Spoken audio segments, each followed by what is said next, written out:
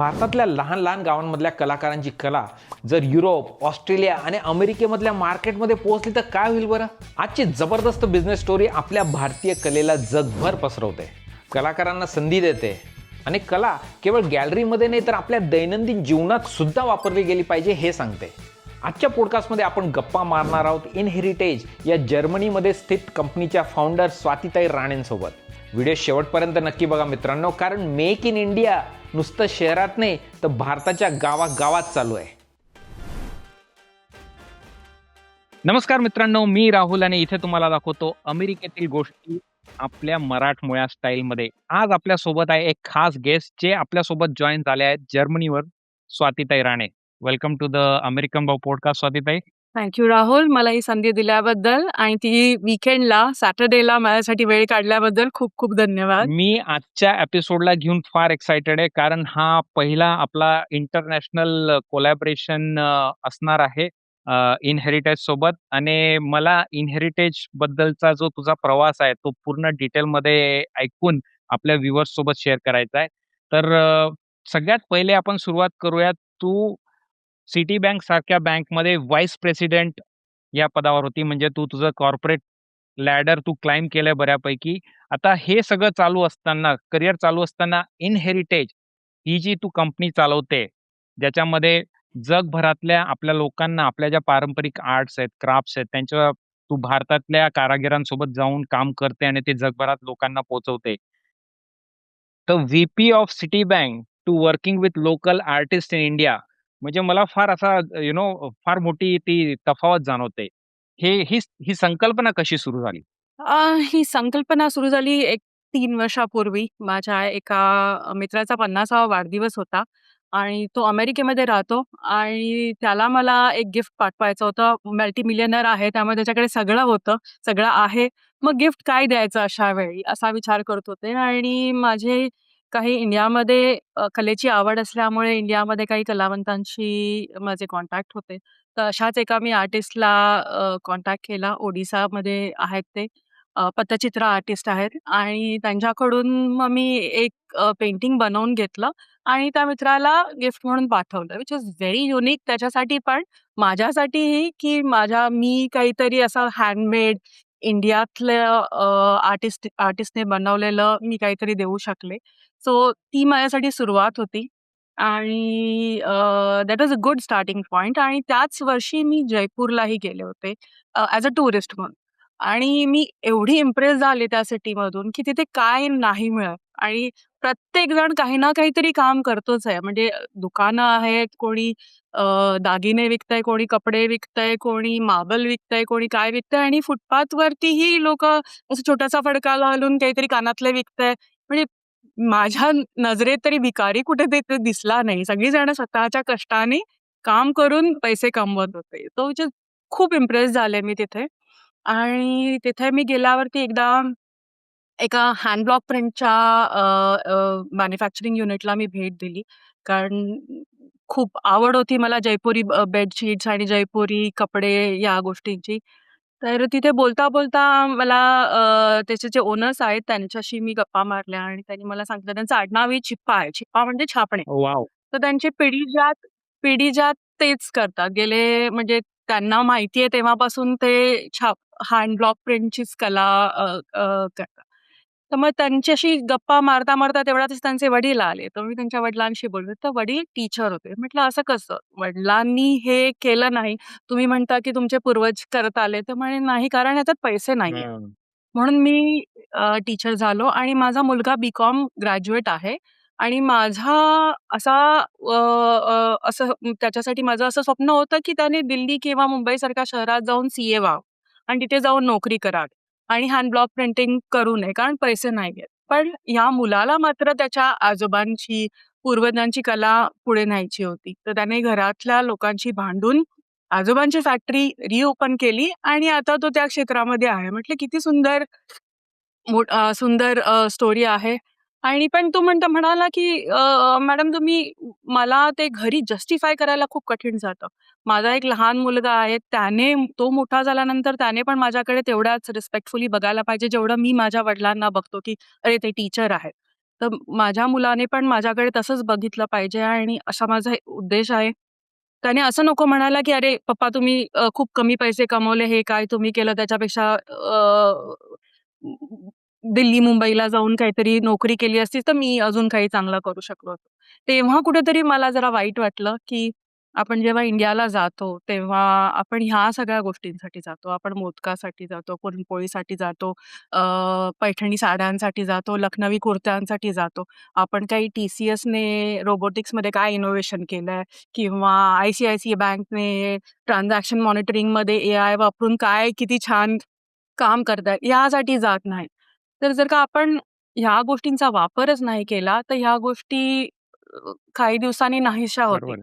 आणि या मुलांनाही नाही मिळणार आणि आपल्या नातवंडांनाही नाही मिळणार. तो इनहेरिटेज चालू करण्याचा उद्देश खूपच माझा सेल्फिश आहे, की मला माझ्या मुलाला आणि माझ्या नातवंडांना, तुझ्या मुलांना आणि तुझ्या नातवंडांना इंडिया म्हणजे काय आहे, तो जो आपला पूल आहे इंडियाला जाण्याचा, तो रिटेन करण्यासाठी म्हणून मी इनहेरिटेज चालू केलं, की जेणेकरून एक सोशल रिस्पॉन्सिबिलिटी आहे. इंडियाच्या बाहेर राहून आपण फार प्रोग्रेस करतो, पैसे कमवतो. पण आपण इंडियामध्ये जे शोधायला किंवा जे ज्याच्यासाठी जातो, त्या लोकांनाच पैसे जर का नसतील मिळत, तर मग काय फायदा? तर आपण ग्रो होता त्यांना धरून, त्यांना साथ घेऊन ग्रो होणं फार गरजेचं आहे. या उद्देशाने मग मी इनहेरिटेज चालू केलं. वाह! खूपच छान. अ, नाही खरी म्हणजे मला असं वाटतं, की आपला देश आणि तुझ्या ह्या कंपनीच्या नावामध्ये तू ते एसेन्स कॅप्रेज आपलं हेरिटेज फार रिच आहे. कल्चरली आपल्याकडे भरपूर गोष्टी आहेत आणि आर्ट्स आणि क्राफ्ट्समध्ये ट्रेडिशनली आपण आपली कलावंत लोकांनी ज्या पिढीजात त्यांचे जे सगळ्या गोष्टी होत्या त्या जोपासून ठेवल्यात. पण अनफॉर्च्युनेटली कुठेतरी ते हळू आता ते त्याच्यावर कमर्शियल कारणांमुळे म्हणा, इंडस्ट्रियलायझेशन जे म्हणतो आपण, त्याच्यामुळे ते जरा कमी होत चाललंय. तर तिथे असं कोणीतरी काम करून ती कला जोपासणं हे मला फार महत्त्वाचं काम वाटतं आणि I am hats off to you की तू तो विडा उचलला आहेस आणि you have been doing it since last couple of years. आता आपण थोडंसं ना मागे जाऊयात स्वातीताई. तू महाराष्ट्रातून कुठून आहेस? मुंबईतून. मुंबईत मुंबईतून. मग लहानपण वगैरे मुंबईत, शिक्षण वगैरे सगळं मुंबईत? सगळं मुंबईत. जन्म, शिक्षण, करिअरची सुरुवात सुद्धा मुंबई. आई-वडील कोकणातून आहेत. सो कोकणामध्ये जाणं-येणं होतं मधून-मधून. जर्मनीमध्ये केव्हा गेलीस तू? जर्मनीमध्ये मी 2003 पासून आहे. सो झाली आता 23 वर्ष झाली. वाह! वाह! आणि आधीपासून तू म्हणजे बँकिंग सेक्टरमध्येच होती? मी बँकिंग सेक्टरमध्येच होते. इंडियातही मी बँकेमध्येच होते. सो मल्टिनॅशनल बँकमध्ये नोकरी करायचे आणि इथे आल्यावरही तेच कंटिन्यू केलं. अरे वाह! तर आता ना म्हणजे बँकिंग टू क्राफ्ट्स म्हणजे मला फार मोठा तो it's like a very different industry किंवा डिफरंट डोमेन असं वाटतं. एक म्हणजे फार असा कॉर्पोरेट व्हेरी स्ट्रक्चर्ड आणि आर्ट्स म्हणजे there is lot of creativity आणि लॉट ऑफ एक वेगळं डायनामिक आहे. मला थोडंसं तुझ्या बालपणाबद्दल जाणून घ्यायला आवडेल. म्हणजे आर्ट्स आणि स्वातीताईचं बालपण याच्यामध्ये काही लहानपणी काही चालायचं का? काही आर्टिस्टिक गोष्टी तू करायची का? म्हणजे पेंटिंग म्हण किंवा ड्रॉइंग म्हण किंवा पॉट मेकिंग वगैरे असं काही करायचीस तू? स्वतः नाही, कधीच नाही केलं. पण माझी एक बालमैत्रीण होती. मधुवंती मिटबावकर. मला अ, तिच्याबद्दल बोलायला फारच आवडेल. तर ती फाईन आर्टिस्ट होती. जे स्कूल ऑफ आर्ट्सची स्टुडंट होती. तिथून तिने मास्टर्स, एम-फिल केलं तिथून आणि तिच्याबरोबर जेव्हा शाळेत होते तेव्हापासून मी तिच्याबरोबर मोठी होती माझ्यापेक्षा 2-3 वर्षाने. तर मग शाळेतल्या सगळ्या मे महिन्याच्या सुट्टीत, दिवाळीच्या सुट्टीमध्ये आम्ही 6 वाजता उठून माझं मॉर्निंग वॉक असायचं आणि ती सिनरी वगैरे पेंट करायची आणि ती सिनरी पेंट करत असताना मी तिच्या बाजूला बसून फुलपाखरू बघ, दगड पाण्यामध्ये मार असे सगळे काही ना काहीतरी कारनामे करत राहायचे आणि तिच्याबरोबर मी बरेचदा जे स्कूल ऑफ आर्ट्सला आता नेहमीच जायचे, बरेचशा गॅलरीजना जायचे. हां. मी तिच्या मित्र-मैत्रिणींबरोबर वेळ घालवायचे. त्यामुळे जरी मला कला माहीत नसली, तरी मला कलावंत माहीत झाला तिच्यामुळे. तर मी तिथे ते कनेक्ट करू शकले. त्यांचा काय स्ट्रगल असतो, त्यांना कसा ते इन्कम मिळवू शकतात, पैसे कमवू शकतात, जेणेकरून एक फाईन आर्टिस्ट म्हटल्यानंतर तुमच्या मनामध्ये जे असतं ते कॅनव्हासवरती ते उतरवतात. पण जर का तुमच्याकडे पैसेच नसतील, तर मग ते कॅनव्हासवरती कसं उतरलं जाणार? म्हणजे ती जेव्हा कॉलेजमध्ये होती, तेव्हा ती साड्यांचे स्वॉचेस पेंट करून ते विकायचे. ते साड्या प्रिंटिंग कंपन्या असतात त्यांना असे छोटे-छोटे स्वॉचेस त्याची बॉर्डर आणि त्या साड्यांवरती काय प्रिंट व्हायचं. म्हटलं, "हे काय करतेस तू मधू? एवढी छान तू फाईन आर्टिस्ट आहेस आणि हे काय करतेस?" म्हणते, "अगं, फाईन आर्टिस्टला आम्हाला ते पेंट विकत घ्यायला, कागद विकत घ्यायला पैसे लागतात. ती आर्ट कधी विकली जाईल, कुठल्या गॅलरीमध्ये विकली जाईल आम्हाला माहीत नाही. पण तिथपर्यंत सस्टेन होण्यासाठी तरी काहीतरी हवं ना." मग असं असं त्यांना ते पैसे कमवायला लागायचे. सो त्यामुळे मला कलावंत कळला किंवा त्यांचं जे स्ट्रगल आहे, त्यांची जी बॅकग्राऊंड आहे, तिथे मी कुठेतरी कनेक्ट झाले. आणि अनफॉर्च्युनेटली 15 वर्षापूर्वी मधू कॅन्सरने गेली. हो. त्यामुळे अजून असा म्हणजे मी एकही दिवस म्हटलं तर खूप ते स्ट्रेच होईल, पण एकही वीक असा नाही गेला, की तिच्या आठवणीशिवाय तिची आठवण नाही आली मला. आणि आता जेव्हा मी ह्या कलावंतांशी काम करते, तेव्हा मला असं कुठेतरी जाणवते, की ती आहे. माझ्यासोबत आहे हे सगळं काम करताना आणि कुठून तरी तिलाही खूप त्याबद्दल ती गर्व वाटत असेल आणि खुश होत असेल कुठून तरी. सो अशा रीती असं मी कनेक्ट झाले होते. वाह! नक्कीच तुझ्या ह्या कामातून तू मधूला आपल्या सगळ्यांच्या आठवणीमध्ये ठेवायचा प्रयत्न करते. वाह! फारच छान. इंडियन ट्रेडिशनल क्राफ्ट आणि आर्ट म्हणजे प्रत्येक राज्यात आणि प्रत्येक प्रांतात म्हणजे अफाट आहे, राइट? मला ना स्वातीताई इनहेरिटेज नाव फार फार छान आणि युनिक वाटतं. तर त्याच्या मागची प्रेरणा काय आणि ते एक्सप्लेन कर थोडं आम्हाला. सो म्हणजे कंपनीचं नाव आहे इनहेरिटेज. तर इनहेरिटेड हेरिटेजचं मिळून इनहेरिटेज झालेलं आहे, की हा जो वारसा आपल्याला लाभलेला आहे प्रत्येक भारतीयाला, तो आपण भारतात राहतोय की नाही, पण आपण तो पुढे नेला पाहिजे आणि नेण्यासाठी एकच एकच मार्ग आहे तो म्हणजे वापर होणे त्याचा. आणि माझी टॅगलाईन पण तशीच आहे, use it to preserve it. तो जर का प्रिझर्व्ह करायचं असेल आपल्याला ही कलाकृती, तर आपल्याला त्या वापरल्या पाहिजेत. रोजच्या जीवनामध्ये त्या आपल्याला वापरता आल्या पाहिजेत. मी जेव्हा पहिल्यांदा म्हणजे वाचलं होतं ना, तेव्हा माझं अंडरस्टँडिंग होतं इन स्टँड्स फॉर इंडिया म्हणजे इंडियाचं heritage. So I think there is a double word play also there. Correct, correct, correct. Nice, very nice. तर आता इनहेरिटेज भारतातल्या वेगवेगळ्या राज्यांमधल्या कारागिरांसोबत काम करतं, राइट? वेगवेगळ्या गोष्टी जगभरातल्या लोकांपर्यंत पोहोचवतं. क्वालिटी कंट्रोल हा एक फार महत्वाचा घटक आहे. तर तू कशी काळजी घेते, की जे काही क्राफ्ट तू प्रोक्युअर करतेय, सोर्स करतेय भारतातून, वेगवेगळ्या राज्यातून, त्याची क्वालिटी तुझ्या जगभरातल्या कस्टमरांपर्यंत चांगलं क्वालिटी एक प्रॉडक्ट, उत्तम प्रॉडक्ट पोहोचेल. How do you ensure that? Well, most of the products मी स्वतः वापरून बघते. जसं मी म्हटलं, की पहिलं मी सुरुवात केली हे जयपूर आणि राजस्थानच्या आर्टिझन्स बरोबर काम करताना आणि हँड ब्लॉक प्रिंटिंगची आवड असल्यामुळे स्वतः हँड ब्लॉक प्रिंटच्या साड्या वापरते. मी त्या वापरून बघितल्या, किती छान आहेत आणि मगच त्यावरती काम करणं चालू केलं. अशाच रीतीने पेंटिंग्स पण जेव्हा मी करते किंवा स्कल्पचर्स आहेत, लॅम्पशेड्स आहेत, मी स्वतः ऑर्डर करते, बघते की कशी कशी कलाकृती आहे. ते लॅम्पशेड्स असतील तर युरोपियन अ, घरांमध्ये ते फिट होतील का? लॅम्प वापरता येतील का? किंवा जर का पेंटिंग्स असतील, तर पेंटिंगची साईज त्याची स्टँडर्डाइज आहे का? अमेरिकन आणि युरोपियन साईजमुळे त्या फ्रेम करता येतील का? ह्या सगळ्या गोष्टींचा होमवर्क मी आधी करते आणि मी माझ्या आर्टिस्ट बरोबर कनेक्ट होण्याचा प्रयत्न करते. मी त्यांना जाऊन भेटते. जेव्हा इंडियाला जाते, तेव्हा एक रिजन मी कव्हर करते. कधी राजस्थान, कधी सावंतवाडी, कधी चन्नापटना, कधी ओडिसा. तर मी तिथे जाऊन त्यांना भेटते, त्यांच्याशी बोलते, त्यांच्या फॅमिलीजशी बोलते. जेणेकरून ते एक कनेक्शन डेव्हलप होतं आणि मग त्या कनेक्शनमुळे त्यांच्याबरोबर काम करणं खूप सोपं जातं. आणि हाताने बनलेल्या वस्तू असल्यामुळे थोडंसं इम्परफेक्शन त्यात येतं आणि बरेचदा असं होतं, की काही जण म्हणजे युजुअली बायका सांगतात, की "अरे, इसमें थोडा पिंक कलर होगा तो देना किंवा उसमें थोडा ग्रीन कलर होगा तो देना." तर तेव्हा मला जरा सांगायला लागतं, की बाई इसेन्स आहे त्या प्रत्येक राज्याचा तो तसा घेतला पाहिजे आपल्याला. आणि मला वाटतं म्हणजे आर्टमध्ये थोडंसं इम्परफेक्शन असण्यातच खरी मजा आहे. ते एक्झॅक्टली, जर एक्झॅक्टली. 100% परफेक्ट असेल तर then it is mass produce काहीतरी प्रॉब्लेम आहे. Correct, correct. आणि त्याबद्दल सांगायचं झालं तर माझ्या मागे एक पेंटिंग दिसतंय तुला हो, इथे? हो. हां. सो हे पण पट्टचित्र आहे. ओडिसाच्या माझ्या आर्टिस्टने बनवलेलं हे तसर सिल्कवरचं पेंटिंग आहे. आणि माझा एक क्लायंट आलेला आणि त्यांनी बघितलं आणि त्यांना ते खूप आवडलं. मी घरी अपॉइंटमेंट बेसिसवरती व्ह्यूइंग सेशन्स ठेवते. तर त्यांना ते खूप आवडलं आणि त्यांनी सांगितलं की मला ते तसं बनवून दे म्हणून.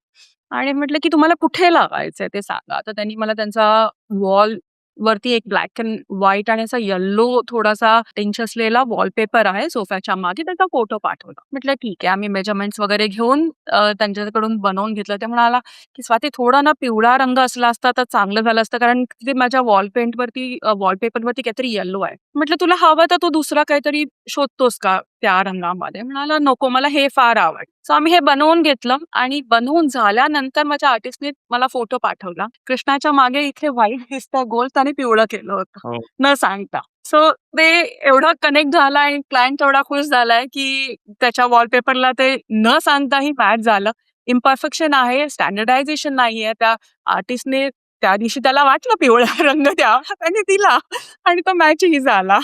वाह! आता सो ह्या स्टोरीमध्ये छान मला अजून एक गोष्ट वाटते, की कस्टमाइज त्याच्यासाठी पर्सनलाइज अल्मोस्ट एक त्या आर्टिस्टने बनवून दिलं. त्याच्या एका मे बी व्हिजन प्रमाणे किंवा रिक्वायरमेंट प्रमाणे. सो ती जी पेंटिंग होती ती काही असे 10 म्हणजे पीसेस तयार करून ठेवलेले नव्हते. ते एक युनिक पीस होतं स्पेसिफिकली मेड फॉर दॅट एक कस्टमर राइट? Correct, correct. तर मी कस्टमायझेशन करते आणि माझा प्रयत्न असतो, की मी प्रत्येक माझ्या क्लायंट बरोबर जसं माझा आर्टिस्ट महत्वाचा आहे, तसं माझे क्लायंट्सही महत्वाचे आहेत. आणि आता बघायला गेलं तसं तर मला माहीत नाही, पण मी मध्यमवर्गीय कुटुंबामध्ये वाढले. आमच्या घरामध्ये असे आर्टिस्टचे वगैरे चित्र वगैरे नव्हते लावलेले.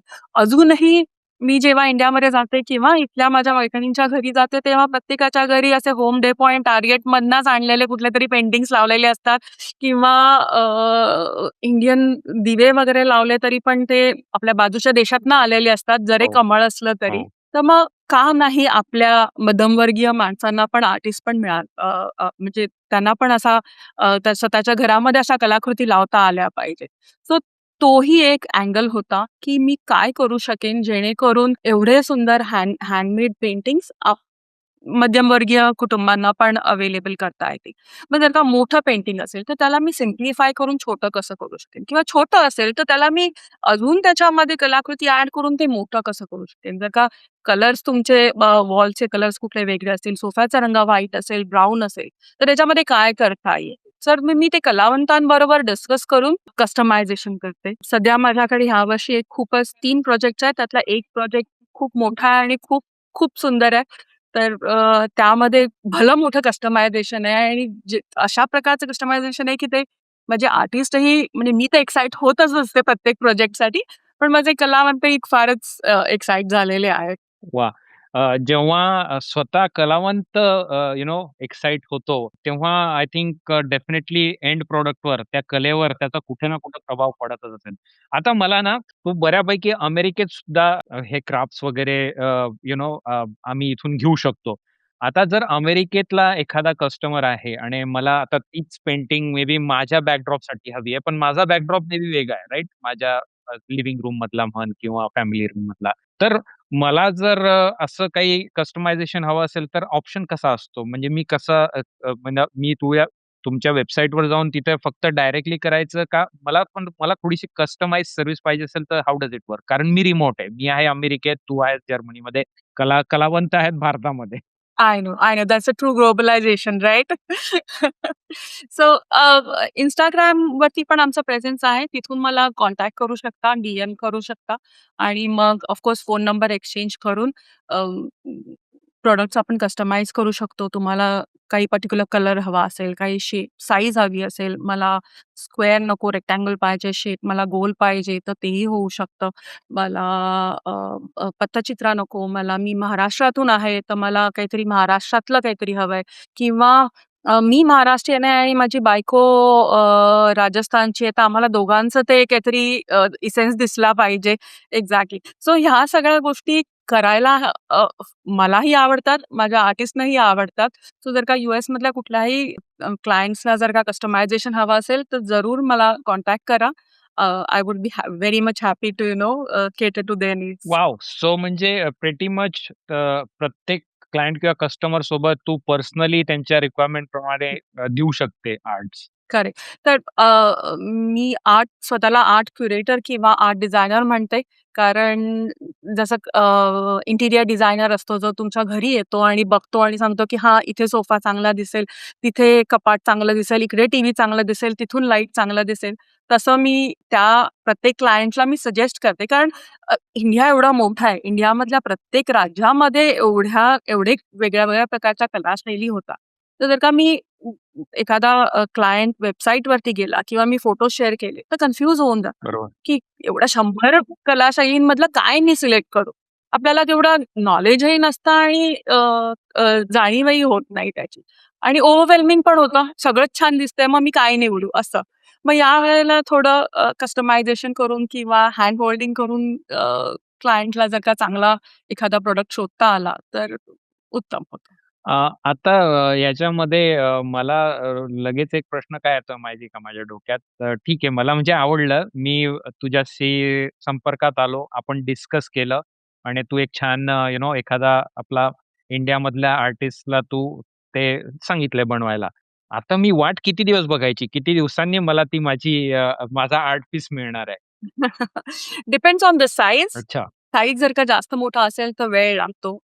शिवाय ऑफकोर्स इंडियामध्ये आपल्याला ह्या गोष्टींचा पण वेदर ऑल्सो मॅटर्स. जर का पावसाळी हवा असेल किंवा एखादी गोष्ट राजस्थानवरून हवी असेल तर तिकडे थंडी जास्त असते नॉर्थ साइडला. त्यामुळे सुकण्यासाठी वेळ लागतो. ह्या गोष्टी हाताने बनलेल्या असतात. त्यामुळे बनवायला थोडा वेळ लागतो. पण मिनिमम 2 ते 3 आठवड्यांमध्ये प्रॉडक्ट तयार होऊन शिप होतं. सो युजुअली आता हे पेंटिंग आहे, हे मी जेव्हा कस्टमाइज करून घेतलं माझ्या या क्लायंटसाठी, तेव्हा 1 आठवड्यामध्ये ते तयार झालं होतं. थोडक्यात चांगली आर्ट जर हवी असेल मित्रांनो, थोडासा धीर ठेवायला हवा. थोडासा पेशन्स दाखवलं तर एक चांगलं प्रॉडक्ट, एक चांगला आर्ट पीस तुम्हाला मिळू नाईस. करेक्ट. आता आपण थोडंसं बोलूयात जर्मनीविषयी. जर्मनीमध्ये आपली लोकं किती आहेत आणि म्हणजे कसं आहे एकंदरीत जर्मनी? जर्मनी छान आहे. मला खूपच आवडतं. म्हणूनच 2003 पासून मी इथे आहे आणि लोकही खूप सुंदर आहेत, खूप इन्क्लुसिव्ह आहेत. ऑफिसेसमध्ये पण जाणवून येतं, की प्रयत्न करतात ते स्वतःहून तुम्हाला इन्क्लूड करून घेण्यासाठी. प्रायव्हेट असतात, पण तरीही प्रोफेशनल बेसिसवरती ते खूपच चांगले वागतात. तुमचे मित्र-मैत्रिणी असतील तर ऑफकोर्स घरांमध्ये वगैरे तुम्हाला इन्व्हाईट करून जसं आपण एकमेकांना इन्व्हाईट करतो लंच डिनरसाठी, कॉफीसाठी एकमेकांच्या घरी जातो चहासाठी तसंही येणं-जाणं होतं. आणि महत्त्वाची गोष्ट या माझ्या बिझनेससाठी जर्मनीमधले जर्मन्स जे आहेत त्यांना ते खूपच हँडमेड वस्तूंना प्राधान्य हं. देतात. त्यामुळे मला खूप बरं वाटतं, की मी ह्या कंट्रीमध्ये आहे जिकडे मास प्रोड्यूसला महत्त्व दिलं नाही जात. तिथे क्वालिटीला महत्त्व दिलं जातं. मग जरी तुम्ही एका आठवड्यात घ्या किंवा महाग घ्या किंवा स्वस्त घ्या, दॅट डझंट मॅटर.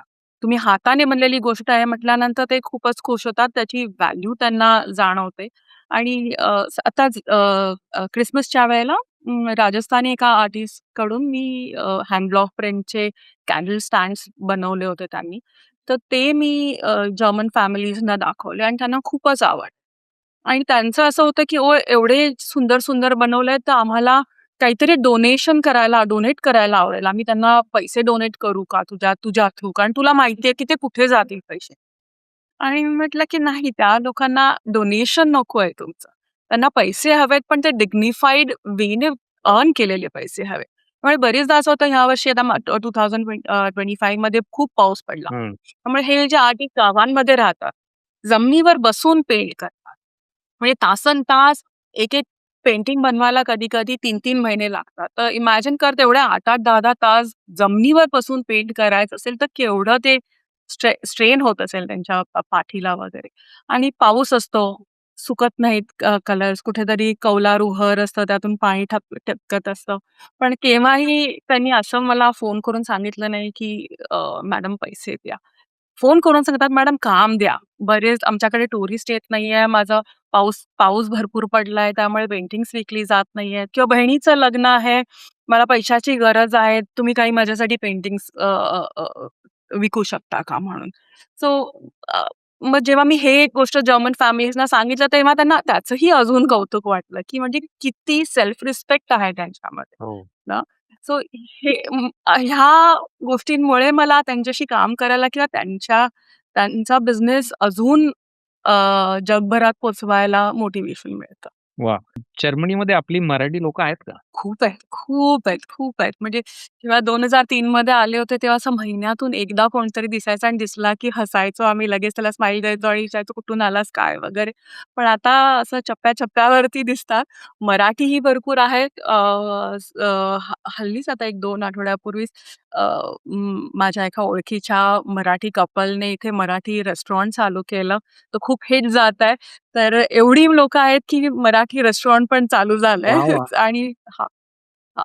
आता स्वातीताई आपण बोलूयात वेगवेगळ्या राज्यांविषयी. कुठल्या-कुठल्या राज्यातून इनहेरिटेज, क्राफ्ट्स आणि पेंटिंग सोर्स करता? सो सुरुवात मी राजस्थानमधून केली होती. हँड ब्लॉक प्रिंटेड गोष्टी बनवून घेत होते मी तिथून आणि राजस्थानचं पिचवाई आर्ट पेंटिंग्स पण खूपच फेमस आहेत. So Pichwai art mainly Shrinathji म्हणजे कृष्णाच्या विविध कृष्णाच्या जन्माच्या किंवा कृष्णाच्या लाईफमधल्या ज्या स्टोरीज आहेत त्या डिपिक्ट करतात आणि त्या पेंटिंग्समध्ये कमळ, काऊ, एलिफंट्स असे सगळे मोटिव्हजही फार असतात. त्यामुळे डिस्टिंक्ट आहे. बघितल्या कळतं ह्या मोटिव्हजमुळे की हे पिचवाई आर्ट आहे. आणि ऑफकोर्स एवढे वर्ष जर्मनीत राहिल्यानंतर आणि जगभरात ट्रॅव्हल केल्यानंतर I consider myself as a global citizen. पण कुठेतरी महाराष्ट्रात, मुंबईत वाढल्यामुळे ते मुंबईशी कुठेतरी नातं होतं आणि महाराष्ट्राचं फेमस वारली पेंटिंग. पण वारली पेंटिंगचं जे माझ्यासाठी जे एक्सपोजर होतं ते आपण दुकानांमध्ये किंवा मॉलमध्ये जे ट्रेज आणि कपबशा वगैरे अशा 2 ट्रायंगल एकावर ठेवून माणसं बनवलेली असतात, तेच होतं आणि मला समहाऊ ते आवडत नव्हतं. तर मी खूप वेळ घेतला वारली आर्टिस्ट शोधण्याचा आणि फायनली मला आता डहाणू, पालघर या ठिकाणी आदिवासी लोकांबरोबर मी कनेक्ट झाले आहे आणि त्यांच्याकडून एवढी सुंदर वारली पेंटिंग्स मी बनवून घेतली आहेत आणि मी चेंज करत नाही. जे जे त्यांची जी कला आहे तशीच्या तशी फक्त मी साइझेसमध्ये थोडंफार फरक करून घेते आणि एवढी सुंदर आहेत, की बघितल्यावरती वाटतही नाही, की अरे हे वारली पेंटिंग आहे. मग आपण एवढे वर्ष मी जे लहानपणापासून बघत होते ते काय होतं? ते हॉबी आर्टिस्टने बनवलेलं वारली पेंटिंग आणि एका आदिवासीने बनवलेलं वारली पेंटिंग ह्यामध्ये खूप फरक आहे. हो. आणि वारली पेंटिंग युजुअली घरांवरती जेव्हा गावामध्ये कोणाचं लग्न असेल, तर ज्या घरात लग्न आहे त्या घरावरती डेकोरेशन व्हायचं वारली आर्ट. सो सगळीजण एकमेकांच्या म्हणजे घरातून यायचे शेजारचे वगैरे आणि ते घर डेकोरेट करायचे. त्यामुळे त्या प्रत्येक मोटिव्हचं मीनिंग आहे, की दरवाजावरती हे असलं पाहिजे, उजवीकडे ते असलं पाहिजे, डावीकडे ते असलं पाहिजे. असं नाही की 2 ट्रायंगल ठेवले, माणसं झाली आणि हात काढले आणि वारली पेंटिंग जा. तर तसं नाहीये. आणि वारली पेंटिंगसाठी जे कलर्स वापरतात, ऑफकोर्स ते मातीच्या घरांवरती गेरू सारून किंवा शेणाचा जो लेप थर देतात देऊन आणि मग त्याच्यावरती तांदळाच्या पिठाने किंवा सफेद रंगाने पेंटिंग्स व्हायचे. मग जेव्हा हे कमर्शियलायझेशन थोडंफार होत आलं, तर आता ते कॉटनवरती अ, गेरूचं पाण्यामध्ये मिक्स करून एक स्लरी बनवतात किंवा शेणाची एक स्लरी बनवली जाते किंवा कोळशाची स्लरी बनवली जाते किंवा हळदीची स्लरी बनवली जाते आणि असे 3-4 लेप देतात ते कॉटनवरती. हो. आणि असा तो कॅनव्हास तयार होतो आणि मग त्यावर पेंटिंग होतं. त्यामुळे जेव्हा मी पहिल्यांदा त्या आदिवासींकडून माझं पार्सल आलं आणि मी उघडलं तेव्हा घमघमाट होता त्यात. मातीचा आणि गेरूचा आणि म्हटलं, "अरे, ते ट्रेजर होतं माझ्यासाठी ते पार्सल म्हणजे." आणि एवढं सुंदर करतात. अ, अप्रतिम आहे. प्रत्येक महाराष्ट्रीयनने आपल्या घरात वारली पेंटिंग नक्की लावावं आणि तेही ज्या आदिवासींनी बनवलेलं आहे तेच लावावं, अशी माझी खूपच इच्छा आहे. तू म्हटलीस की वारली पेंटिंग हे ट्रेडिशनल तिथल्या लग्नांमध्ये ते बनायचे ते पेंटिंग आणि तसं ते फेमस झालं याची मला बिलकुल काहीच कल्पना नव्हती. So I am very fascinated to hear that. आणि सगळ्यात भारी गोष्ट तू म्हटली की तो कॅनव्हास सुद्धा एकदम स्क्रॅच पासून बनला जातो. कॅनव्हास सुद्धा इको फ्रेंडली आहे. करेक्ट. सो कॅनव्हास सुद्धा इको फ्रेंडली आहे. पेपर सुद्धा हँडमेड पेपर असतो. जसं पट्टचित्र आर्टिस्टमध्ये जेव्हा ते कॅनव्हास वापरतात, तेव्हा 3 कॅनव्हास नॉर्मली आपण जर का होम डेपोमध्ये गेलास आणि रेडीमेड कॅनव्हास बघितलास, तर तो तसा पातळ असतो. हे 3 कॅनव्हास एकमेकांवरती चिटकवून एक जाड ताडपत्रीसारखा कॅनव्हास बनवला जातो आणि तो चिटकवण्यासाठी सुद्धाही ते चिंचेच्या आपल्या बिया असतात ना, त्याची पावडर करून ती पावडर शिजवली जाते पाण्यामध्ये आणि मग त्याचा ग्लू तयार होतो आणि कडक उन्हामध्ये तो ग्लूचे लेयर्स देऊन ते 3 लेयर्स एकमेकांवरती चिटकवले जातात आणि मग तो कॅनव्हास तयार होतो. त्यामुळे तो एक raw material itself takes so much long time for them to prepare त्याच्यानंतर मग त्यांची त्याच्यावरती जी कला आहे, मग हळद वापरतायत का इंडिगो वापरतायत का झाडाच्या पानांचा कुठला बीटरूटचा कलर वापरतायत किंवा झाडांच्या पानांचा रंग वापरतायत. तो वेळ ह्याच गोष्टीमुळे लागतो, याह! की मी की तेच ह्या सगळ्या तेच गोष्टी विचार करत होतो, कधी-कधी की वेळ आणि एफर्ट, फार एफर्ट आहे याच्यामध्ये. बारीक-बारीक गोष्टींमध्ये एफर्ट आहे. करेक्ट. प्रत्येक स्टेजमध्ये एफर्ट आहे आणि मी माझ्या प्रत्येक क्लायंटला सांगते, जेव्हा तुम्ही हे पेंटिंग विकत घेताय, तेव्हा तुम्ही ते जे पैसे देताय, हे त्या पेंटिंगसाठी नाहीयेत. ह्या पैशांमुळे त्या माणसाचं घर चालतं. त्याची मुलं शाळेत जातायत, त्याच्या आई-वडिलांना मेडिकल ट्रीटमेंट मिळते, त्यांच्या घरामध्ये सण सण साजरे होतात. त्यामुळे you take that as a giving back to that society. आपण सगळीच जण काही ना काहीतरी डोनेशन करत असतो. डोनेशन करण्याऐवजी जेव्हा इंडियात जा, मी असं म्हणत नाही की माझ्याकडूनच विकत घ्या, माझ्याकडून विकत घेतलात तर अतिउत्तम. पण जेव्हा इंडियात जाल तेव्हा लोकल आर्टिस्टकडून घ्या, बघा त्यांना सपोर्ट करता आला तर. कारण तुम्ही फक्त एका माणसाला सपोर्ट करत नाही, पूर्ण त्याची फॅमिलीला सपोर्ट करताय. पुढच्या जनरेशनला सपोर्ट करताय. त्यांना एज्युकेशन मिळणार आहे. वाह! आणि तू म्हटली ओरिसामधनं पण काही येतं? ओडिसा. हां. सो राजस्थान, महाराष्ट्र, ओडिसामधून पट्टचित्र आहे. आंध्र प्रदेशमध्ये थोलू बोमलाता म्हणून लेदरवरती पेंटिंग्स होतात. त्यांचे लॅम्पशेड बनवतात किंवा पेंटिंग्स बनवले जातात. तर ते आहे. मग उत्तराखंडमध्ये सोराई आर्ट आहे. सो सोराई आर्टमध्ये पण सिमिलर फॅशनमध्ये ते कागद जो हँडमेड पेपर वापरला जातो, तो एलिफंट पूपने बनलेला असतो. हो. आणि रंगांच्या ऐवजी ते 4-5 वेगळ्या-वेगळ्या प्रकारच्या माती वापरतात. म्हणजे काळ्या रंगाची, लाल रंगाची, पिवळ्या रंगाची माती वापरून त्याचं पेंटिंग केलं जातं. आणि पट्टचित्रामध्ये पण जे ओडिसा आर्टिस्ट आहेत तेही स्वतः जेव्हा आपण ट्रॅडिशनल पेंटिंग पट्टचित्र बघतो, तेव्हा पट्टचित्र म्हणजे काय? पानावर, पाम लीव्हजवर केलेलं चित्र. तसं ते छोटे-छोटे पाम लीव्हज जसं आपलं नारळाच्या झाडाच्या जे छोटे 1-1.5 इंचाचं पान असतं, तसं ते कनेक्ट करून त्याला कार्व्ह करून आणि मग त्याच्यावर पेंटिंग केलं जातं. वॉव! सो ते खूपच टाईम कन्झ्युमिंग आणि खूपच इंट्रिकेट कला आहे. पण ती सेम कलाकृती ते आता तसर सिल्कवर पण करतात. सो हे माझ्या मागे जे चित्र आहे ते त्यांनी तसर सिल्कवर केलंय. गॉट सो कॉटनवरती तसर सिल्कवरती होतं आणि पत्त्यांवरती पण. मला जर ओडिसाचं पट्टचित्रवरचंच पाहिजे असेल आणि कॉटनवरचं नको असेल, तर ते पण करून मिळेल मला? ऑफकोर्स पट्टचित्रच हवं असेल तर करून मिळेल. मग त्या पट्टचित्रावरती कृष्ण हवाय का दुर्गादेवी हवी आहे का गणपती हवाय का बुद्धा हवाय का एलिफंट हवाय का पीकॉक हवाय, तू जे म्हणशील ते तुला करून दिलं जाईल.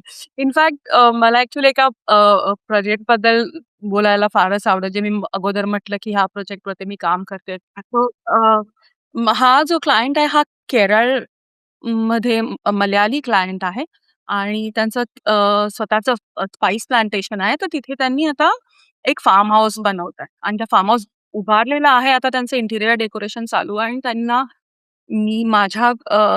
माझे प्रॉडक्ट्स खूप आवडले. तर त्यांनी मला ॲज अ आर्ट डिझायनर म्हणून तिथे मी त्यांच्याबरोबर काम करते. आणि माझं जे पॉइंट ऑफ कॉन्टॅक्ट आहे ते स्वतः फॅमिली त्यांची यूकेमध्ये लंडनमध्ये राहतात आणि he is a Malayali Catholic. अच्छा. हां, मल्याळी कॅथलिक आहे, पण फारच लिबरल आहेत. इंडियामध्ये वाढलेले आहेत. त्यामुळे त्यांना हिंदू फेस्टिव्हल सगळे सेलिब्रेट करतात. इस्कॉन टेम्पलला जातात. माझ्यापेक्षा जास्त महाभारत आणि रामायणबद्दल माहिती आहे आणि त्याच्या कथा वाचल्या जातात. तर मला म्हणाले, की "ते तुला जे हवं ते तू कर. तू डिसाईड कर. तुला आम्ही तिथे गेल्यानंतर सांगू, की हा आमचा एवढ्या लांबीचा आमचा सोफा आहे. आम्ही तुला व्हिडिओ काढून दाखवू आणि तू डिसाईड कर, की काय, कुठे चांगलं दिसेल म्हणून." म्हटलं, "ठीक आहे, तुम्हाला चालेल, की देवा-देवतांचे फोटो असलेले, पण तुमचे आई-वडील जे केरळमध्येच, कोचीमध्येच राहतायत, त्यांना कदाचित आवडेल, की काहीतरी त्यांच्या धर्माबद्दल पण चित्र आहे." राइट? बरोबर. सो मी जेव्हा ह्या माझ्या पट्टचित्र आर्टिस्ट बरोबर आणि वारली आर्टिस्ट बरोबर बोलले, तेव्हा त्यांना खूपच ते मोटिव्हेट झाले होते, की मॅडम की आमच्या कुठल्याच जनरेशनने ख्रिश्चन धर्मावरती पेंटिंग्स बनवलेली नाहीये. तुम्ही मला सांगा, की काय कशा प्रकारची पेंटिंग्स बनवायची आहेत आणि आम्ही तसं बनवू. सो आता मी सध्या माझ्या वारली आर्टिस्ट बरोबर नोआज आर्कचं जे त्यांचं वाह! बायबलमधली कथा आहे. बरोबर. त्या कथेवरती मी पेंटिंग्स वाह! बनवून घेतेय आणि हो आणि अ, जसं मी अगोदर म्हटलं, की काही क्लायंट्सना मोठी आणि एक्सपेन्सिव्ह पेंटिंग नको असेल, तर मी पेंटिंग्स डिकन्स्ट्रक्ट करते. जर का कृष्णाच्या जन्माच्या पूर्ण लाईफ कथावरती जर का मोठं पेंटिंग बनवलेलं असेल किंवा दशावतारावरती जर का एक पेंटिंग असेल, तर मी ते डिकन्स्ट्रक्ट करून छोटे-छोटे 10 पेंटिंग्स बनवून घेते आणि सिम्प्लिफाय करून घेते. म्हणजे जेणेकरून क्लायंटला जर का म्हणजे बजेट टाईट असेल तर ते करता येईल.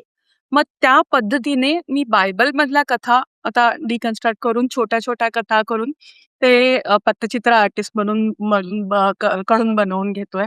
सो मीही एक्सायटेड आहे आणि तेही एक्सायटेड आहे. त्यामुळे तू म्हणाल्याप्रमाणे तुला हवा तो देव, हवं ते प्राणी किंवा हवा तो झाडही आम्ही बनवून घेऊ.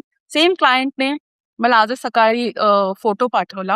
मला म्हणाला, "हे काहीतरी तुमच्या महाराष्ट्रामधलं एक सण आहे आणि तो पुण्यामध्ये नोकरी करत होता लंडनला जायच्या आधी. मला ह्याचं पेंटिंग हवंय." वटसावित्रीचा ते फोटो होता. वटाला जाणारा हां, फेऱ्या घालून जे धागे गुंडाळलेले होते, बायका होत्या आणि ते मग मी माझ्या वारली आर्टिस्टला दाखवलं. म्हटलं, "आपण वटसावित्रीचं बनवू शकतो का पेंटिंग?" आणि आता ते त्यावर काम करतायत, की वारलीमध्ये जे मोटिव्हज वापरले जातात. मधमाशांचं चित्र असतं किंवा अँट्स वापरतात किंवा स्नेक वापरला जातो किंवा मोर वापरतात किंवा हंस वापरले जातात. हे असे काही प्राणी आहेत जे वारली पेंटिंग्समध्ये दिसतात. मग ते प्राणी वापरून त्या प्रकारची झाडांच्या कलाकृती वापरून काही बनवता येईल का? तर असा प्रयत्न आमचा चालू आहे. वाह! एक फारच छान गोष्ट ह्या स्टोरीमधून मला वाटतंय, की इव्हन त्या आर्टिस्ट लोकांसाठी ही किती छान गोष्ट आहे ना. त्यांची आर्ट कला ते जोपासताय, पण त्याला एक थोडासा वेगळा ते एक स्वरूप देताय, ह्या वेगवेगळ्या गोष्टींना इंटिग्रेट करून. आणि म्हणजे आता आपण पण जेव्हा एखादं काही काम करत असतो, तेच-तेच काम करून आपल्याला बोर होतं. पण जेव्हा असा एक युनिक काहीतरी त्याला पर्स्पेक्टिव्ह देतो, तेव्हा आपल्यालाही मजा येते. काम करण्यामध्ये एक वेगळी एक काहीतरी नवीन करतोय त्याची ती एक भावना असते. बरोबर? Correct, correct. तर जेव्हा मी दशावतारचं पेंटिंग डिकन्स्ट्रक्ट केलं, तेव्हा मी त्यांना सांगितलं, की मला 10 छोटे-छोटे पेंटिंग्स करून दे. म्हणजे माझा एक क्लायंट आहे जो छोटे 10च्या 10 पेंटिंग एका वॉलवरती डिस्प्ले करेल आणि ती वॉल पूर्ण भरून जाईल. तो म्हणतो, की मला एवढी मजा आली, की पेंटिंग करता, की मी 10च्या ऐवजी 20 बनवलेत. बॅकग्राऊंड चेंज केलेलं आहे, की दुसऱ्या कुठल्या क्लायंटला हवा असेल तर तरी पण दे. म्हटलं, "ठीक आहे बाबा, तू 20 बनवलेस ना, माझ्यासाठी 20 पाठवून दे मला तू." सो त्यांनाही फार मजा येते, की त्यांच्या आतापर्यंत कुठल्याच म्हणजे जसं आता 7-8 जनरेशनपासून पिढ्यानपिढ्या तेच काम करतायत. तेच देव-देवता पेंट करतायत. आतापर्यंत कोणीच ख्रिश्चॅनिटीवरती पेंट केलं नव्हतं. त्यामुळे त्यांनाही एक कुठेतरी काहीतरी नाविन्य आणि चॅलेंजिंग असं मिळालंय, की हां, आम्ही करून दाखवू. तुम्ही काही काळजी करू नका. आणि एक अजून एक त्याच्यामधला एक फार पॉझिटिव्ह पॉइंट काय वाटतो माहिती का स्वातीताई मला, की ह्या अशा इंटिग्रेशनमुळे त्यांचा ऑडियन्स म्हणजे वाईड होतोय त्यांचा म्हणजे पोटेन्शियली आता तू त्यांना वेस्टर्न वर्ल्डमध्ये easily you can introduce them all this traditional arts. Absolutely bang on point. माझा उद्देश हाच होता, की मी विचारच करत होते, की मी जर का जर्मनीमध्ये कुठल्या एका आर्ट गॅलरीमध्ये मला जर का एक्झिबिशन लावायचं असेल किंवा इथे चर्चेसमध्ये वगैरे फार चांगले प्रोग्राम्स होत असतात स्पेनमध्ये, समरमध्ये किंवा स्ट्रीट फेस्टिव्हल असतात. तर मी तिथे जर का एक्झिबिशन लावायचं असेल, तर रामाशी कनेक्ट कसे करणार ती लोक? कृष्णाशी कनेक्ट कसे करणार ती लोक? कमळ बरोबर कसे कनेक्ट करणार? ते दिसायला सुंदर दिसेल, पण जर का तेच मी त्यांच्या धर्मातल्या काही गोष्टी असतील, तर ते पटकन कनेक्ट करू शकतात. आणि त्यावेळेला जेव्हा त्यांना ह्यामागची स्टोरी कळेल, की हां, कुठल्यातरी एका इंडियन आर्टिस्टने इंडियन कला शैली वापरून तुमच्यासाठी काहीतरी वेगळं बनवलंय म्हटल्यावरती ते अजून कनेक्ट करता येईल. त्यामुळे हे खूप मोठं त्यांच्यासाठी प्लॅटफॉर्म ओपन होतोय. माझ्यासाठी खूप मोठा प्लॅटफॉर्म ओपन होतोय. So very nice. म्हणजे द वे तू ज्या पद्धतीने करतीयेस ना फारच छान. म्हणजे your hats off to you. आता तुझा 9 to 5 एवढा हाय लेव्हल कॉर्पोरेट जॉब आहे, राइट? बँकिंग सारख्या सेक्टरमध्ये. तुला आता म्हणजे एक काय म्हणतात त्याला भरपूर वेळ घेणारा प्रोजेक्ट आहे. प्रोजेक्ट म्हणण्यापेक्षा हे जे काही एंटरप्राइज उभं केलंय, तू चालू केलंय. हे बॅलन्स करणं कसं शक्य आहे? अ, कठीण आहे पण इम्पॉसिबल नाहीये. एक तर आवड असली पाहिजे तुम्हाला आणि 9 to 5 जॉब मुळीच नाहीये माझा जॉब. जेव्हा ऑडिट चालू असतं तेव्हा पहाटे 2-2, 3-3 वाजेपर्यंत काम करायला लागतं. सो 9 to 5 जॉब नाहीये. पण तरीही आता मुलगा मोठा झालाय. शाळेचं शेवटचं वर्ष आहे म्हटल्यानंतर त्याला आता एवढं माझी गरज लागत नाही. थोडाफार वेळ मला मिळतो डिनर वगैरे झाल्यानंतर आणि वीकेंड्सला. मी एवढं सोशलाईज करत नाही. सोशलाईज करायच्या ऐवजी मला या गोष्टींवर काम करायला जास्त आवडतं. त्यामुळे माझं Saturday morning, Sunday morning usually मी या सगळ्या गोष्टींसाठी वापरते आणि वीकडे कधी-कधी मग मी ट्रेनमधून जात असताना किंवा ड्राईव्ह करताना वगैरे मी माझ्या आर्टिस्ट बरोबर बोलते. क्लायंटशी मोस्टली मी संध्याकाळी किंवा वीकेंडला कम्युनिकेट करते. माझी एक बिझनेस असोसिएटही आहे, जी मला यामध्ये मदत करते आणि जर का एखादं कॉर्पोरेट गिफ्टिंगचा वगैरे काही प्रोजेक्ट मिळाला किंवा क्लायंट मिळाला, तर मग तेव्हा ती असते. कारण दिवसा तेव्हा तिथे काम करायला लागतं आणि कम्युनिकेट करायला लागतं आणि मी ऑफिसमध्ये असले तर त्या गोष्टी शक्य नसतात. सो मग ती तेव्हा मदत करते आणि while we are still talking about corporate मी गिफ्टिंग त्याच्याबद्दलच की बोलणार होतो, की कॉर्पोरेट गिफ्टिंग साउंड्स लाइक काय म्हणतात एक वेगळा तुझा कस्टमर सेगमेंट आहे. नॅशनल बॉडीज म्हण किंवा ऑर्गनायझेशन म्हण यांच्यासोबत पण इनहेरिटेज काम करतं? हो, हो. म्हणजे हे काही नवीन नाहीये. कॉर्पोरेट गिफ्टिंगमध्ये इंडियन आर्ट बरेचदा आपण बघितली जाते. पण जेव्हा ते आपण बघतो तेव्हा अशीच लोकं वापरतात ज्यांना इंडिया आवडतंय किंवा इंडियन कंपनी आहे. ऑडियन्स तुमचा किंवा जे रिसिपियंट्स आहेत गिफ्टचे तेही इंडियन्स आहेत. त्यामुळे बरेचदा जेव्हा आपण इंडियन कॉर्पोरेट गिफ्ट म्हणतो किंवा art as a corporate gift म्हणतो तेव्हा हत्ती, घोडे, उंट आणि त्यांच्यावरती अंबारी आहे किंवा मीनाकारी केलेलं आहे तसंच दिसतं. आणि विथ ऑल ड्यू रिस्पेक्ट ते सगळं सुंदरच आहे. पण मला असं काहीतरी करायचं होतं, की जे नॉन इंडियन्स सुद्धा सिलेक्ट करतील. जसं एक्झाम्पल दिलं जाईल तर आपलं जर का आता मी तुला म्हटलं, की मी तुला इंडियाहून एक छान कॉटनचा झब्बा आणून देते.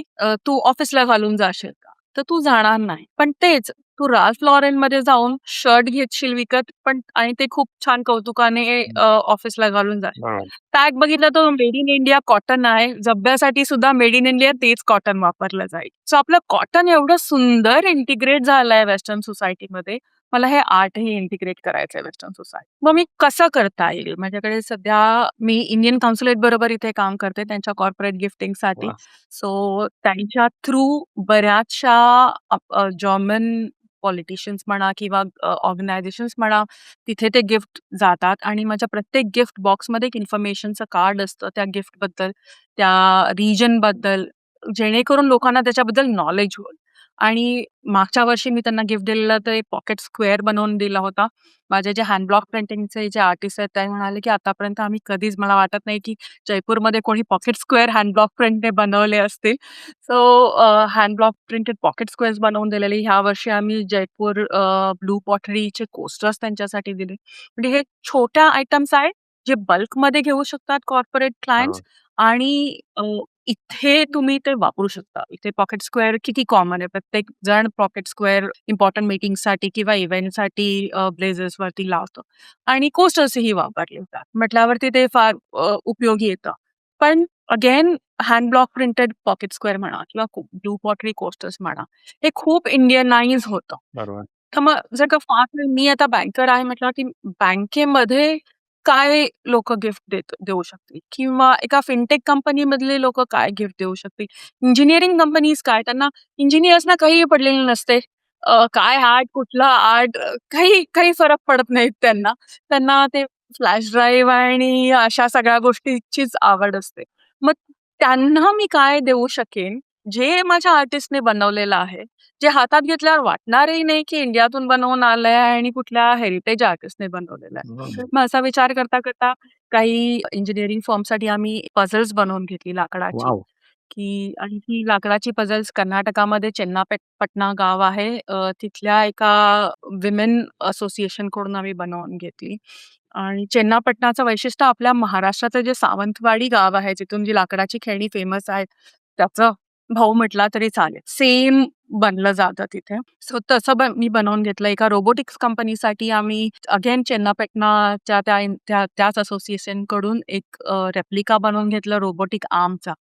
की म्हणजे बघितल्यावरती वॉव! जाणवणार नाही की हे अगेन इंडियातल्या आर्टिस्टने बनवलेलं आहे. पण तो एक रोबोटिक आर्म होतो. एका टायर मॅन्युफॅक्चरिंग कंपनीसाठी आम्ही पॉकेट स्क्वेअर त्यांच्या कंपनीच्या लोगोचे प्रिंट करून, की त्याला बॉर्डर रेड कलरची ठेवली आणि आतमध्ये त्यांचा इनिशियल पूर्ण ऑल ओव्हर प्रिंट करून घेतलं, की जे ते पॉकेट स्क्वेअर फोल्ड केल्यानंतर जर का तुमचे जे एज असेल, ती जर का वापरली, तर तुम्ही एरवी कधीही वापरू शकता. कारण ती एक प्लेन एज आहे. पण जर का ती फोल्डेड वापरली, तर तुम्हाला तुमच्या तुमच्या कंपनीचा लोगो दिसतो. तुमचे जे एम्प्लॉईज आहेत किंवा तुमचे जे क्लायंट्स आहेत ते वापरू शकतात. सो ट्रेड फेअरसाठी ह्या गोष्टी फार उपयोगाच्या होतात. कारण आजकाल काय नेहमीच ट्रेड फेअरमध्ये गेल्यावरती जास्तीत जास्त काय मिळेल? पेन मिळेल, पेन्सिल मिळेल, फ्लॅश ड्राईव्ह मिळेल किंवा मग मिळतो कुठेतरी, डायरी मिळेल फार तर फार आणि ह्या गोष्टी आपल्याकडे कितीतरी असतात.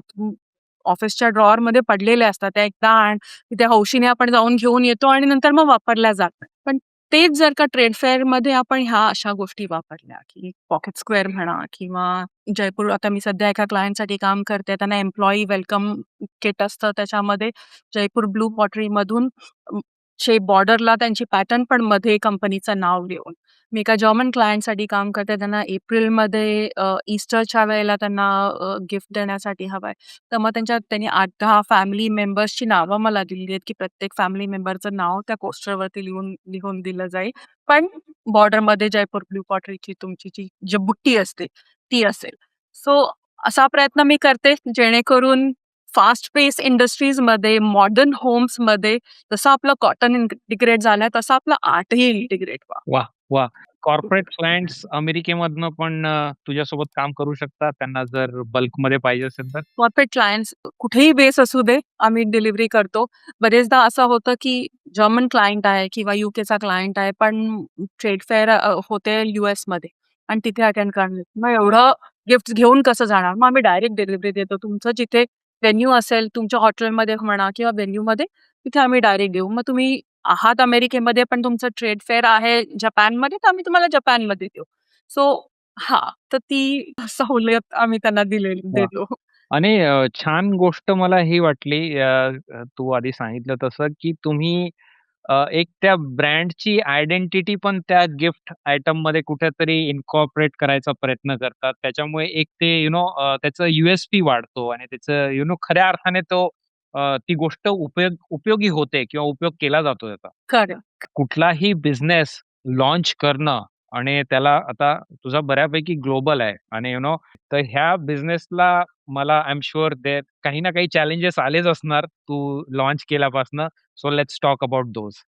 चॅलेंजेस तर खूप येतात. टायमिंग वाईज म्हटलं तर येस, माझा फुल टाईम जॉब असल्यामुळे being a single mother, teenage son आहे घरी म्हटल्यावरती बराचसा वेळ माझा घरामध्येही जातो. पण जसं म्हणतात तसं डोकं शांत असलं आणि घरात शांतता असली, की सगळं करता येतं. मग ती रात्री कितीही वाजेपर्यंत काम करायला मी तयार असते. सो टाईम मॅनेजमेंट हळू जमायला लागलंय. आता होतंय बऱ्याचसं. अ, जर का कॉर्पोरेट क्लायंट्स आले आणि वीकडेजला काही गरज असली, तर माझी बिझनेस असोसिएट आहे, ती मॅनेज करते. अगेन टायमिंग वाईज म्हणायचं झालं तर एकदा आम्ही एका क्लायंटसाठी काम करत होतो. कॉर्पोरेट क्लायंट होता. पॉकेट स्क्वेअरच बनवत होतो लास्ट इयर. जानेवारीमध्ये हवं होतं त्यांना आणि राजस्थानमध्ये 6-7 डिग्री टेम्परेचर होतं. आणि मोडाल सिल्क वापरलं होतं आम्ही कॉटनच्या ऐवजी, की कारण मोडाल सिल्क हे प्लांट बेस्ड सिल्क आहे. खूप सॉफ्ट असतं आणि मग ते सिल्कचं फिनिश देतं आणि त्यावर प्रिंट करायचं होतं. ऑरेंज बॅकग्राऊंड होता आणि त्याच्यावर ब्लू बुट्टी आणि आम्ही मोठा ऑरेंज ब्लू बुट्टा बनवून घेतलेला आणि मग तो बुट्टा एकदा प्रिंट केला, की मग त्याच्यावरती दुसरी ब्लू कलरची येणार. थंडीमुळे कलर सुकत नव्हते. हो. मग ते मोडाल सिल्कच्या ज्या तंतू असतात जे फॅब्रिक बनण्यासाठी त्यामध्ये ते कलर स्प्रेड व्हायला लागले आणि ते म्हणजे ते डिझाइन पूर्ण ब्लू आणि ऑरेंज आणि ती बुट्टा सगळं मिक्स होऊन जात होतं.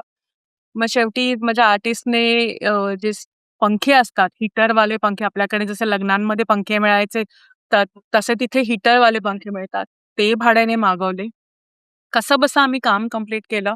लकीली क्लायंट वॉज अंडरस्टँडिंग की हां, थोडंसं कुठे ना कुठेतरी इम्परफेक्शन आहे, पण that is okay. That's part of your handmade हे.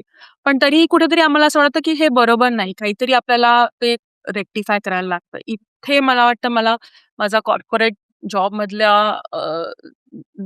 एक्सपिरियन्स उपयोगी पडतो, की मग जर का एखादा रोड ब्लॉक आला, मिस्टेक आली, तर मग ती कशी आपण रेक्टिफाय करायची? मग तुम्हाला तुमच्या प्रोसेसवरती तर तुम्हाला कॉम्प्रोमाईज नाही करायचं, इन्ग्रेडियंट्सवरती कॉम्प्रोमाईज नाही करायचंय, मग काय करता येईल? मग कुठल्या प्रकारचा बुट्टा वापरता येईल? मग बॅकग्राऊंड कुठली ठेवता येईल? मग ऑरेंज बॅकग्राऊंड किंवा कलरफुल बॅकग्राऊंड न वापरता व्हाईट बॅकग्राऊंड आणि फक्त प्रिंट केलं तर मग काय होईल? पण जर का क्लायंटला प्रिंटेड हवा असेल, तर मग काय करता येईल? सो असं करून आम्ही एक 5-6 वेगळ्या-वेगळ्या प्रकारचे सोल्युशन्स शोधून काढले आणि पुन्हा त्या क्लायंटला कॉन्टॅक्ट केला, की पुढच्या वेळेला जेव्हा तुम्ही द्याल, तेव्हा आम्ही अशा-अशा प्रकारे आम्ही जी मिस्टेक केली आहे ती रेक्टिफाय करू. So we have backup plan. आता आम्ही म्हणजे असं लेसन्स लर्न म्हणतात जसं बँकेमध्ये, तसं लेसन्स लर्न डॉक्युमेंट आमचं रेडी आहे. आणि मला वाटलं नव्हतं, की मला यावर्षीही त्यांच्याकडून ऑर्डर मिळेल आणि मला मिळाली वाह! ऑफकोर्स वाह! त्यांच्याकडून ऑर्डर. हां, सो पॉकेट स्क्वेअरची नाही, दुसरा प्रॉडक्ट घेतला, पण रिपीट कस्टमर झाला. आय थिंक त्यांना कुठेतरी तुमचं ते काय म्हणतात ऑनेस्टी आणि ऑथेंटिसिटी दिसली त्या एक्सचेंजमधून, की जे आहे ते तुम्ही त्यांना एकदम अपफ्रंट सांगितलं. आणि मला हे म्हणजे बिझनेसमध्ये I think that is very important right. जेव्हा तुम्ही प्रॉब्लेम आला तर ठीक आहे, म्हणजे if you explain it being upfront I think बऱ्यापैकी कस्टमर्स अंडरस्टँडिंग असतात. आणि कधी-कधी ऑफकोर्स बॅड ॲपल्स कुठे ना कुठेतरी एखाद्या टोपलीमध्ये एखादं सडकं ॲपल निघतं. तसं तसा एक्सपिरियन्सही येतात. पण लकीली मी प्रत्येक आर्टिस्ट बरोबर स्वतःसाठी अगोदर काही ना काहीतरी मागवते. बघते की ते पेमेंट चॅनल कसं होतंय. त्यांचे जे सांगतायत ते बरोबर डिलिव्हर करतात की नाही. तर गुजरातमधल्या एका आर्टिस्ट बरोबर काम करत होते मी आणि खूप सुंदर कला आहे, खूप सुंदर आर्टिस्ट आहे. त्याने 10 इंचाच्या प्लेटचे पैसे घेतले आणि पाठवली 6 इंचाची प्लेट. आणि स्वतःहून अगोदर सांगितलं नाही. जेव्हा मी फोन करून सांगितलं, मला म्हणाला, की "अरे मी पॅक करत होतो तेव्हा मला वाटलं, की मी मॅडमकडून जास्त पैसे घेतले. हे एवढ्या घ्यायला नको होते." म्हटलं, "मग तू का नाही स्वतःहून मला सांगितलं?" "मग हरकत नाही, तुम्ही दुसरे पेंटिंग्स घ्या." म्हटलं, "ठीक आहे." मग मी पेंटिंग सिलेक्ट केलं. अजून 6 महिने झाले मला पेंटिंग्स आलेले नाहीयेत.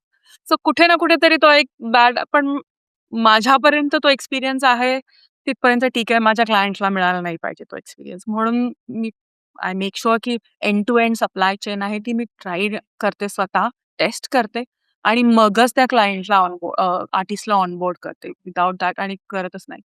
आणि बरेचदा असं होतं की असे क्लायंट्स घेतो की जे मिडलमॅन नाही आहेत, होलसेलर्स नाही आहेत. स्वतः बनवतायत आणि गव्हर्नमेंट रिकॉग्नाइज्ड आहेत. बऱ्याचशा माझ्या आर्टिस्टना गव्हर्नमेंटकडून अवॉर्ड्स मिळालेले आहेत. सो हां, महाराष्ट्र गव्हर्नमेंट म्हणा किंवा त्यांच्या रिजनल किंवा भारत सरकारकडून अवॉर्ड्स मिळालेले आहेत. सो अशा आर्टिस्ट बरोबर काम करताना थोडं त्यांच्यामध्ये ऑलरेडी प्रोफेशनलिझम आलेलं बरोबर. असतं. त्यांना माहीत असतं कसं काय करायला पाहिजे. सो चॅलेंजेस आले तरी पण कुठून ना कुठून तरी मार्ग काढता येतो. मला ना असं म्हणजे असं वाटतंय ना, तू फार पॅशनेट आहेस या तुझ्या एंटरप्राइजला घेऊन आणि त्याशिवाय ते हे शक्य नाही. कारण जेवढ्या पॅशनेटली तू सांगतीयेस प्रत्येक आर्टिस्टबद्दल किंवा प्रत्येक स्टोरीबद्दल म्हणजे इट्स रिअली अमेझिंग. आणि ती गोष्ट ती म्हणजे एवढं एफर्ट टाकून मेकिंग शुअर क्वालिटी कुठं कॉम्प्रोमाईज होत नाहीये, कस्टमरला सर्व्हिस मिळते, while the artist are getting paid. हे ते पॅशनशिवाय नाही येणार. त्याच्याशिवाय ते शक्यच नाही. आता ना आपण थोडंसं बोलूयात वुमन एंटरप्रेन्योरशिप बद्दल, राइट? एंटरप्रेन्योरशिप म्हणजे it's the need of the hour. आपण बघतोय सगळीकडे पूर्ण हं, हं, जगभरात जरा नोकऱ्यांचे प्रॉब्लेम चालू आहेत आणि हं. काही ना काही स्वतःचा एक व्यवसाय असणं छोटंसं स्पेशली महिलांनी करणं फार गरजेचं आहे. तर त्याच्याबद्दल तुझं काय मत आहे? मी टोटली ॲग्री विथ यू. मी स्वतः जर्मनीमध्ये डोमेस्टिक अब्यूजचे जे व्हिक्टिम्स आहेत त्यांच्याबरोबर काम करते. I help them, support them to regain confidence आणि त्यांना फायनान्शियल कसे इंडिपेंडन्स मिळू शकतो, ते स्वतः स्टेबल कसे होऊ शकतात, त्याच्यासाठी मी त्यांना मदत करते. सो हे जेव्हा करत असते, तेव्हा मला फार प्रकर्षाने जाणवून येतं, की प्रत्येक महिलेने जरी तुमचा नवरा किंवा बॉयफ्रेंड किंवा आई-वडील बिलियनियर असले तरी सुद्धा स्वतःचे पैसे स्वतः कमवलेच पाहिजे. मग ते छोटे पार्ट टाईम करून करा, ₹10 कमवा, 10,000 कमवा का 1,000,000 कमवा, फरक नाही पडत. काही ना काहीतरी करायला लागतं. एकतर डोकं बिझी राहतं तुमचं. Empty minds is devil's workshop. देव न करो चला, जरी रिलेशनशिपमध्ये प्रॉब्लेम नसला, जरी तुमचा हसबंड सपोर्टिव्ह असला, तर कदाचित त्या तुमच्या पार्टनरला, जसं तुम्ही म्हणालात, की ऑफिसमध्ये सध्या मार्केट किती वाईट आहे, नोकऱ्या जात आहेत, हेल्थ इश्यूज येऊ शकतात. त्यावेळेला that time you can be his financial safety net, right? You can truly become each others partner आहे ना. मग अशा वेळेला जेव्हा तहान लागेल तेव्हा विहीर खोदण्याऐवजी थोडीशी तुमचं तळं बनवून ठेवा. कुठेतरी थोडंफार काम करा असं मला वाटतं.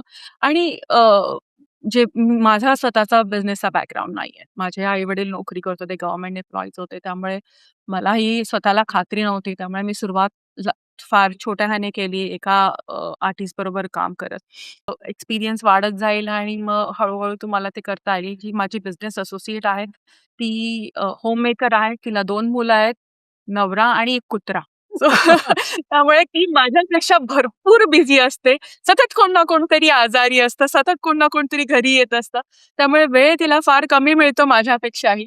पण माझा दरवाजे म्हटलं, की हा बिझनेस तुझा जेवढा माझा आहे तेवढाच तुझा पण आहे. तुला जेव्हा वेळ मिळेल, तेव्हा तू माझ्याबरोबर काम कर. आपण एकत्र काम करू. आम्हा दोघांनाही काम करायला मजा येते.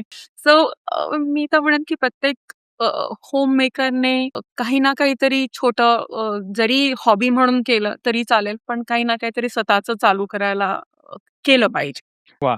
आता इनहेरिटेजचे प्रॉडक्ट्स जर आपल्या प्रेक्षकांना बघायचे असतील ऑनलाईन, तर ते कुठे बघू शकतात प्रॉडक्ट्स? एक तर माझ्या वेबसाईटवरती आणि Instagramवरती.